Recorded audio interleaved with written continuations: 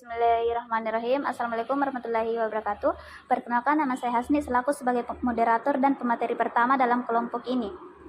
Nah, tujuan saya berdiri di sini ingin mempresentasikan hasil kerja kelompok saya yang berjudul ISO 9000 dan ISO 9001. Nah, sebelum saya lanjut ke materi, saya akan memperkenalkan terlebih dahulu anggota kelompok saya. Yang pertama, Citra Sakinah Rahim sebagai pemateri kedua, dan Muhammad Agus Julianto sebagai pemateri ketiga, dan Heri Suryono sebagai pemateri keempat. Ya, langsung saja kita lanjut ke materi. Saya sebagai pemateri pertama. Ya, apakah itu ISO 9000 dan ISO 9001? ISO 9000 adalah kumpulan standar untuk sistem manajemen mutu. ISO 9000 yang dirumuskan oleh TC 176 ISO, yaitu organisasi internasional di bidang standarisasi. ISO 9000 pertama kali dikeluarkan pada tahun 1987 oleh International Organization for Standardization Technical Committee 176. ISO 9001 merupakan standar internasional di bidang sistem manajemen mutu. Suatu lembaga atau organisasi yang telah mendapatkan akreditasi ISO tersebut dapat dikatakan telah memenuhi persyaratan internasional dalam hal sistem manajemen mutu produk atau jasa yang dihasilkan. Penerapan ISO 9001.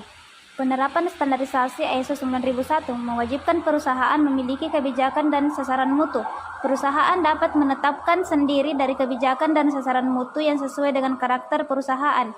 Mewajibkan perusahaan untuk memiliki sumber daya yang baik sumber daya manusia dan inspektur.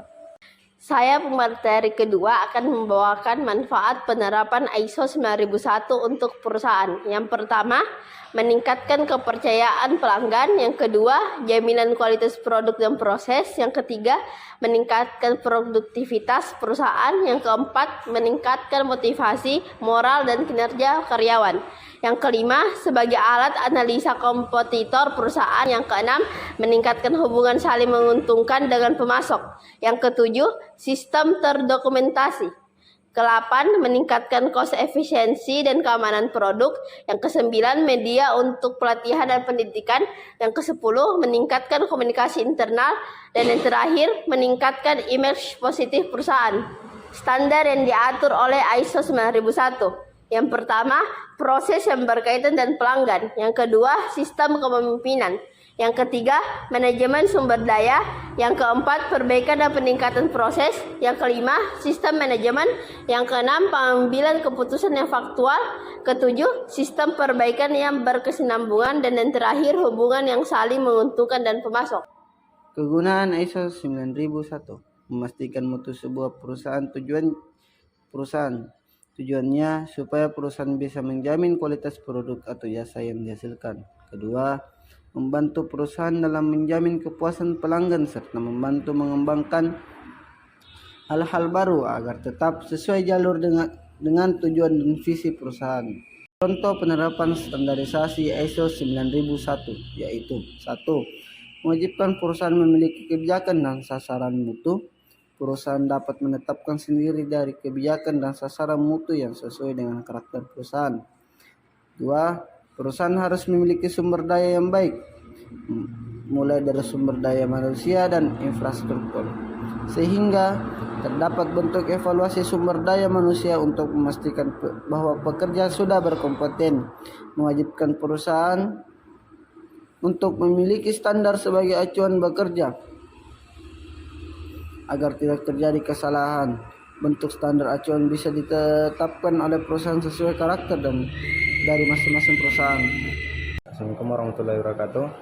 Saya akan memaparkan tentang manfaat penerapan ISO 9000. Yang pertama itu sebagai sarana pemasaran. Yang kedua, dapat meningkatkan kepercayaan dan kepuasan pelanggan melalui sistematika dan pendekatan yang terorganisir dan pemastian mutu.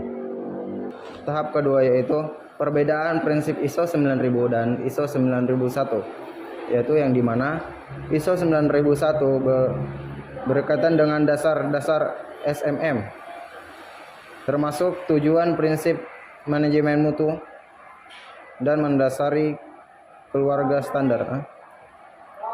keluarga standar. Sedangkan ISO 9001 sendiri berkaitan dengan persyaratan yang harus dipenuhi oleh organisasi yang ingin memenuhi standar. Sekian dari kelompok kami. Lebih dan kurangnya mohon dimaafkan karena kami hanyalah manusia biasa yang tidak pernah luput dari kesalahan. Wassalamualaikum warahmatullahi wabarakatuh.